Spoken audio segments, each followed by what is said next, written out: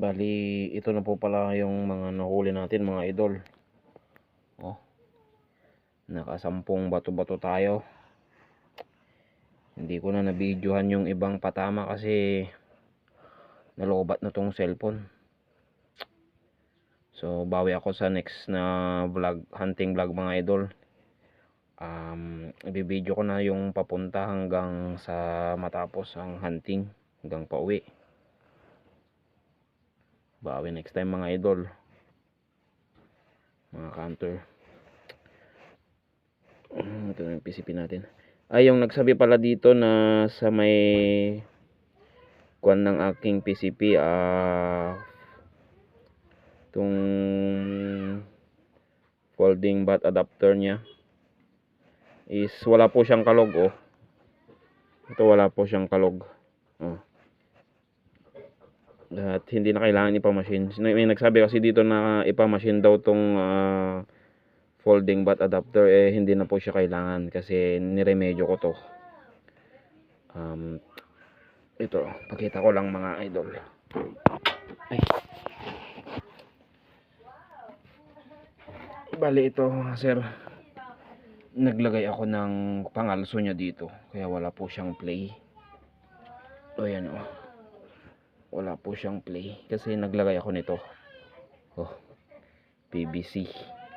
Pag wala to, may play talaga, malakas. Oh, malakas. Oh, malakas yung kalog niya. Oh.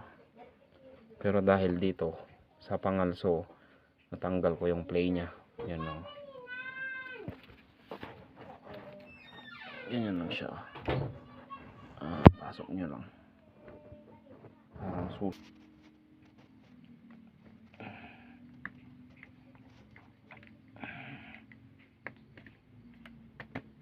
Ayan.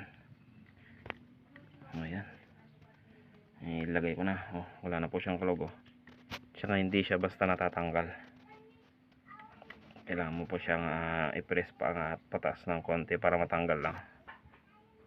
So, safe na siya. Oh, wala na siyang kalog. Tapos yung nagsabing putulan daw, hindi ko na pinutulan mga sir, mga idol, kasi magiging sagabal lang sa kamay ko. So okay lang siya na hindi putulan. Tapos sakto lang naman tong adjust nitong retractable bat. Minsan ina-adjust ko pa to ng 2. May number kasi dyan sa ibabaw. Na-adjust ko pa siya ng 2. So nabibitin pa ako sa haba niya minsan.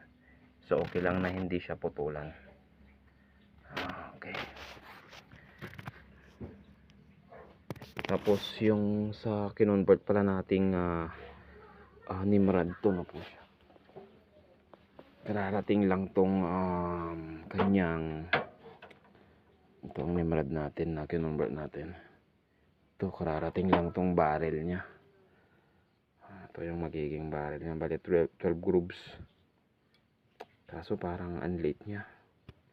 So baka ito yung gagamitin ko muna dito sa aking PCP. Titestin ko tong barrel na to kung good siya. Kung goods to, ito yung gagamitin ko na dito sa aking PCP. So, abang-abang lang sa mga vlog natin mga idol. Ayun lang ulit ako nakapag-hunting. February 5, Thursday. So, nakasampo tayong bato-bato. Bawi sa next vlog hunting mga idol, mga sir. Videohan ko na yung pagpunta hanggang pauwi. Bali ito na pala yung aking nahuli mga idol, mga hunter. Mga nasa more than 1 kilo to. So, adobohin ko na to. Sayang, 12 pieces pa sana to, kaso hindi ko nakuha yung dalawa kasi nahulog sa may creek na anod, kaya hindi ko na nakuha. Sayang, 12 pieces sana to. So ito yung 10 pieces na bato-bato.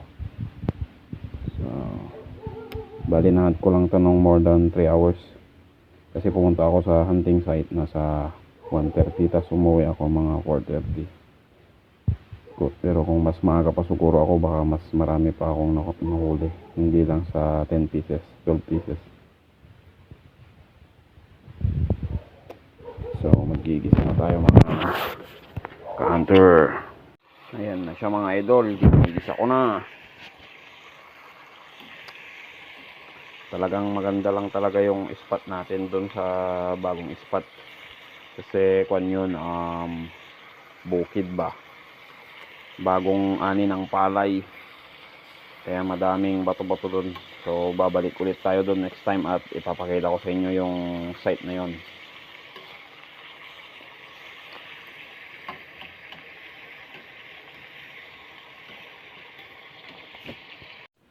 Ito na mga idol, luto na ang ating adobong bato-bato. Kainan na mga idol.